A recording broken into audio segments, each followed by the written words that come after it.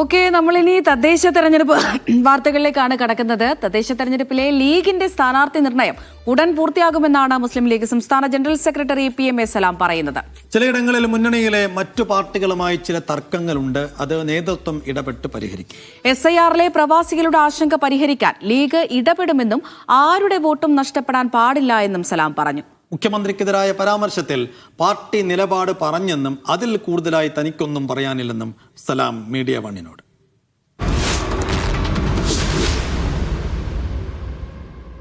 തദ്ദേശ തെരഞ്ഞെടുപ്പിന് ഒരുങ്ങുകയാണ് കേരളം.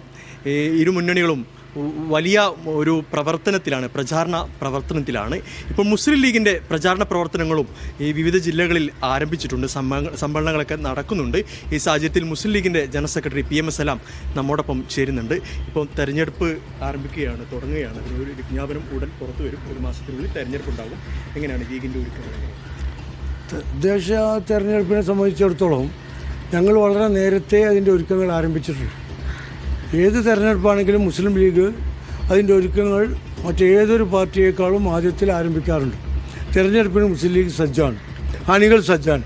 UDF-ഉമായുള്ള സീറ്റ് വിഭജന ചർച്ചകളാണ് ഇപ്പോൾ നടന്നുകൊണ്ടിരിക്കുന്നത്. അത് പൂർത്തിയായി കഴിഞ്ഞാൽ ഞങ്ങൾ സ്ഥാനാർത്ഥികളെയും പ്രഖ്യാപിക്കും. തെരഞ്ഞെടുപ്പ് ഗോതയിൽ ഇറങ്ങും. മറ്റൊരു പ്രധാനപ്പെട്ട കാര്യം, ലീഗും കോൺഗ്രസും തമ്മിൽ ചിലയിടങ്ങളിലൊക്കെ ചില തർക്കങ്ങളൊക്കെ നിലനിൽക്കുന്നുണ്ട്. അത് ഈ നേതൃത്വം ഇടപെട്ട് അത് പരിഹരിക്കാനുള്ള ശ്രമം നടത്തുമോ? എങ്ങനെയാണ്? തീർച്ചയായും. കാരണം വിവിധ സംഘടനകൾ ഉൾക്കൊള്ളുന്ന ഒരു മുന്നണിയാകുമ്പോൾ സ്വാഭാവികമായും ചില ആശയക്കുഴപ്പങ്ങളൊക്കെ ഉണ്ടാവും. അത് നേതൃത്വം യഥാസമയം ഇടപെട്ട് തർക്കം പരിഹരിച്ചുകൊണ്ട് തന്നെ മുന്നോട്ട് പോകും. അപ്പോൾ മറ്റൊരു പ്രധാനപ്പെട്ട ഒരു കാര്യം SIR നടപ്പിലാക്കുമെന്ന് ബന്ധപ്പെട്ടൊരു കാര്യമാണ്. ഇന്നിപ്പോൾ BLMR അതിൻ്റെ നടപടിക്രമങ്ങൾ ആരംഭിച്ച് വീട്ടിലേക്ക് എത്തുന്ന ഒരു സാഹചര്യമുണ്ട്. അത് ഒരു ആശങ്കയുണ്ടോ സംബന്ധിച്ചിടത്തോളം?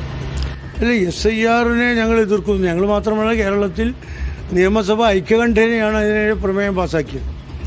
അവസാനം ഈ പഞ്ചായത്ത് തിരഞ്ഞെടുപ്പ് കഴിഞ്ഞിട്ട് മതി ഇത് എന്നുകൂടി ഞങ്ങൾ പറഞ്ഞിട്ടും കേരള ഇലക്ഷൻ കമ്മീഷൻ പറഞ്ഞിട്ടും സെൻട്രൽ ഇലക്ഷൻ കമ്മീഷൻ അനുവദിച്ചില്ല. ഏതായിരുന്നാലും അതിൻ്റെ പ്രവർത്തനം തുടങ്ങിയ സ്ഥിതിക്ക് മുഴുവൻ ആളുകളെയും അർഹരായ വോട്ടർമാരെയും വോട്ടർ പട്ടികയിൽ ചേർക്കാൻ മുസ്ലിം ലീഗിൻ്റെ പ്രവർത്തകർ ശ്രമിക്കും.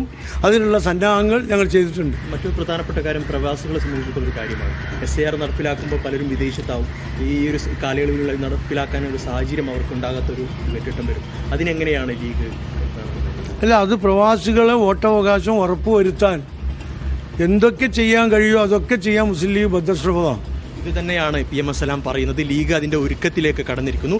ഉടൻ തന്നെ സ്ഥാനാർത്ഥി നിർണ്ണയങ്ങളടക്കം പൂർത്തിയാക്കും എന്ന് തന്നെയാണ് സലാം പറയുന്നത്. ജിത്തു വട്ടത്തിനൊപ്പം യൂനുസ് അഹമ്മദ്, മീഡിയ വൺ, മലപ്പുറം.